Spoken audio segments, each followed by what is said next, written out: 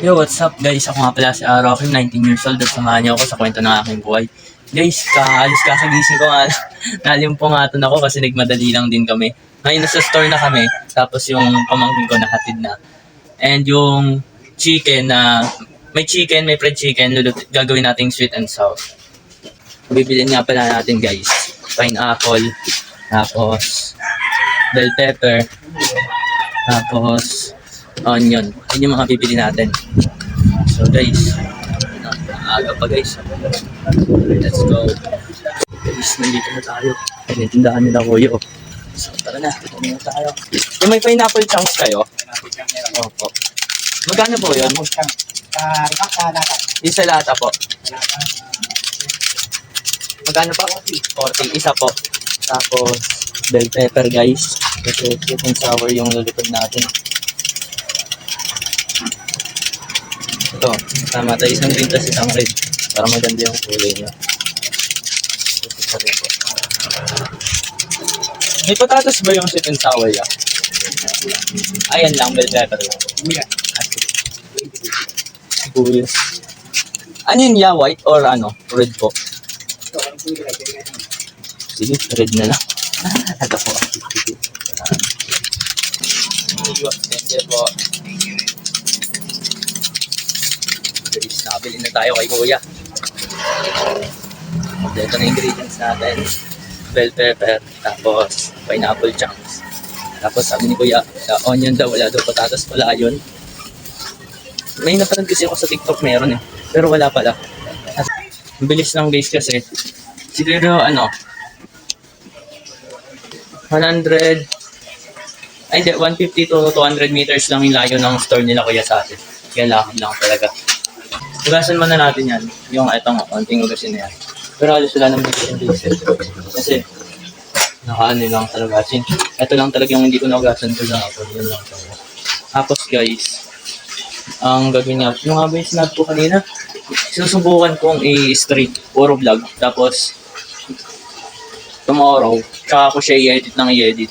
Para kompleto talaga, diretso talaga. Alam niya magiging daily routine ko. So, yun na guys. Halimbawa kung nalobat tong phone na to, yung pang vlog ko, i-charge ko muna, magpapaalam ako sa inyo. Tapos, basta yun na yun, mangyari na yung mga mangyayari. Hugasan ko muna to guys. Patch-enjoy na muna.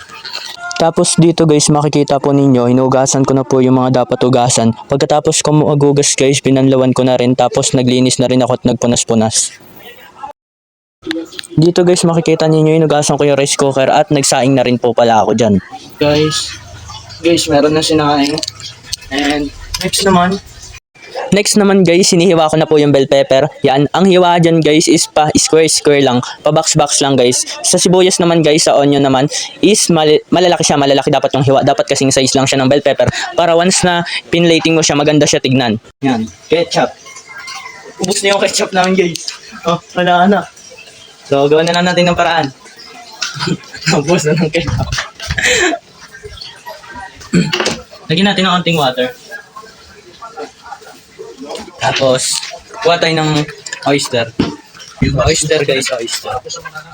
Tapos oyster guys, oyster.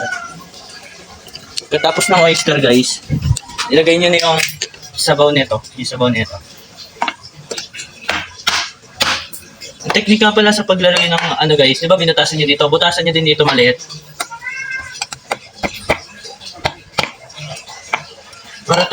Para may hangin na nilalabasan siya. Okay, so. Diba? Ang galing ko, no? Nakaya natin yung butas. Guys. Yan. Okay, nalagay na natin. Next, buksan natin to ng sobrang laki. Ito, buksan natin. Okay, ito na yung natin, nilagyan natin mamaya. Pagkatapos guys, nilagyan na natin ng juice ng pineapple chunk. Lagyan naman natin sugar. Estimate nyo lang. Ito lang. Gamit tayo ng kutsara para makita na. Ito lang guys. Ay, hindi na kutsara. Ano lang ako guys talagang pang malupito lang talaga ako Kaya yung mga makain na niluluto ko, alam nyo kung ano sagot dito. Sa video lang talaga. Dapat di rin masyado matamis. Oh, saktuhan lang. Yan. Okay na yan. Tapos next guys, black pepper. Powder pa rin, as usual. Ayoko nga ng buo. Guys. Yan. Yan guys, so medyo nagbo-boil na siya. Hintayin na lang natin to. Ah guys, ito nga pala yung sinasabi ko sa inyo, karton. Mamaya try na natin hanapin yung pinagbibenta natin. Ito guys, oh. Ayun, oh. Ayun, di ba ang dami? Lagpas na yan sa akin. Tingnan nyo. Oh, di ba? Nanliit ako, oh. Imbakan namin to. Tapos, guys, eto naman. Kasi di ba, may mga soft drinks kami. So guys, oh. Ay gagi, bakit may mga basura dito? Ay, may nagtatapon ng basura. Ito, oh. Yan, lalagyanan lang kasi ng mga top ng soft drinks, guys. Kasi guys, ang nangyayari guys, di ba? Mag-order kami ng soft drinks. Nangyayari, tinatanggal nila yung takip kasi hindi nila kailangan yan. Kumbaga, kailangan kapag nagakot sila ng mga bote, wala nang mga takip. So, tinatanggal nila. Minsan, kumakalat sa labas, minsan dito sa loob, kasi tinatanggal nila. So, ayun guys, nag-decide na lang din ako ipunin. Ganun din eh.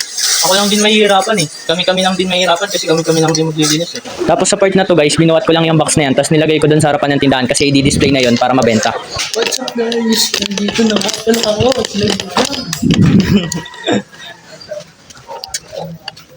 Tapos, katulad nito guys, diba? Dalawang karton na to. Ilang kilo na kaya to? Laan nyo nga. Guys, magkano ba kilo ng karton sa inyo? Kasi dun sa pinagbebenta namin, 4 yung bentahan na. Kada kilo yun na, diba? 1 kilo. Oy, putya. Kunwari, 1 kilo. May 4 pesos ka na. Yan na, yung sinasabi ko. Yan guys, o, diba? Ganyan, bote. Nakatanggal na lang namin yan, tol. Kasi, nakakapikon kapag kinuha na to, kakalat nila, tatanggalin, tapos sa tapos. Pero may mga na ano eh, mababait. As in, hindi nila pinakalat. Ayun tinatawag na work with concern. Diyan guys, nilapag ko lang ulit yung camera kasi kinukuha ko yung mga takip ng soft drinks para ilagay doon sa ipunan namin ng mga takip. Tapos lalagay na lang natin dito sa ano, ganun lang.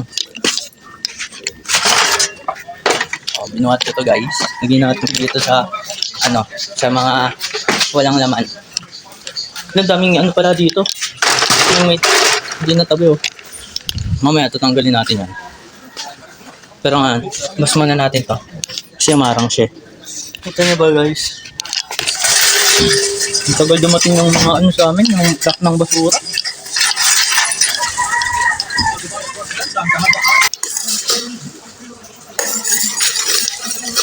Guys, tama nga ako guys. Tikman natin, kuha tayo ng kutsara. Ano? Ito yung kutsara. Tikman natin.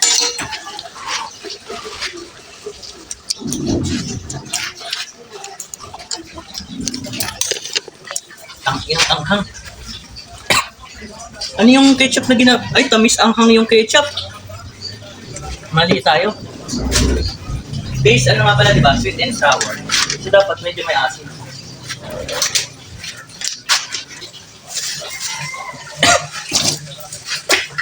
Dapat medyo may asin kasi sweat tuloy. Sweet. Ay, silver swan. 90 second yung ako ay pinagpapay.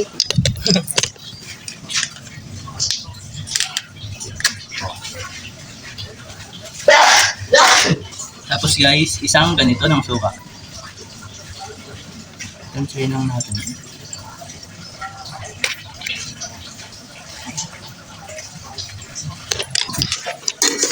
Tapos dyan guys, dapat tuloy-tuloy lang sa paghalo hanggang sa mag-evaporate pa siya ng onte and maging thick siya para ma-coat siya ng maayos dun sa chicken. Yun, okay na to guys. Ang ina, may mapait ah. Ano yun? Okay na to. Kasi set aside na natin siya. Kuha kayo ng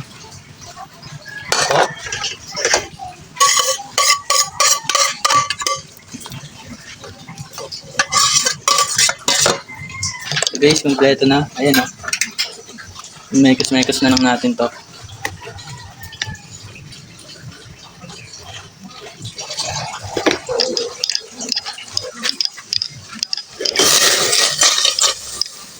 Sheesh. So guys. Yan. Okay. Wake up. Next, lagyan na natin ng oil.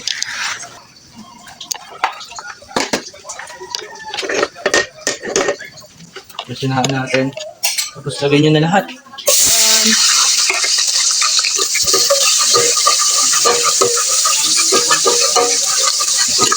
Half cook lang guys. Ayan, okay na agad yan. Lagyan nyo na tong pineapple. Sabi ko nga guys, half cook lang. Kapag medyo minute na, asan nyo po i-half cook nyo lang guys. Patay, kainaan nyo ulit. Lagyan nyo na ulit yung chicken. Yan. So, tapos nyo ilagay yung chicken guys. Lagyan nyo na tong sauce. O, diba? Ganun lang kabilis guys. Pagkatapos guys, kasi sayang naman to eh. Yan. Tapos na. Ang gawin nyo, diba naka-medium meat. Halu-haluin nyo na. Yan na. Wait lang guys, haluin ko ng mas mabilis. Dito guys, makikita ninyo, nilapag ko muna yung camera para mapakita ko sa inyo na mas mahalo dapat ito ng mas maigi para mas balance yung kulay ng chicken. Tapos yun na guys, tapos na. Hinihintay na lang natin maluto yung rice. Ang bilis. Nakita niyo naman po guys, yung rice hindi pa siya luto. So may time pa tayo para gumawa ng ibang bagay. So ang ginawa ko muna guys, sinugasan ko muna yung mga pinagamitan ko. Tapos yung mga hugasin para wala na akong masyadong hugasan mamaya. And dilinisan ko na rin yung lababo para malinis na rin. Punas-punas ako guys. Pero guys, okay lang yun. Hindi naman kailangan lahat video. Nag-vlog ako. Iba nga nagkakape lang, hindi naman binablog eh. Parang oily ako. Wala ba itong filter? Ang init yun.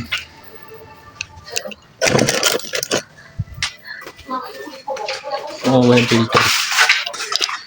Paano ba to? Ay, gagi, lumabo. Baka tumaban sir mo. Uy, yan na nila, Step.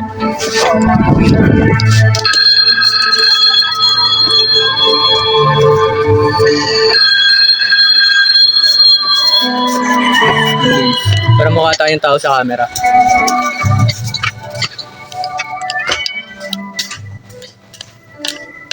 Tin. Ganito yung maglakad mga vlogger.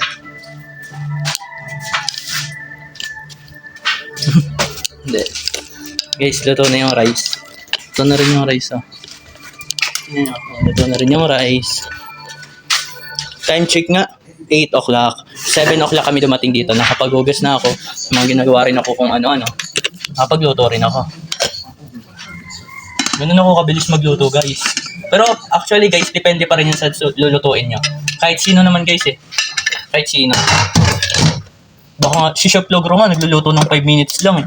Diba? Lapit ni Chef Logro. Ayun guys, maraming salamat sa panonood at ipopost ko na lang po yung kadugtong ng video na ito para po mapanood nyo ng buo kasi masyado na pong mahaba para mas okay po siya i-edit para sa akin. So hanggang sa muli!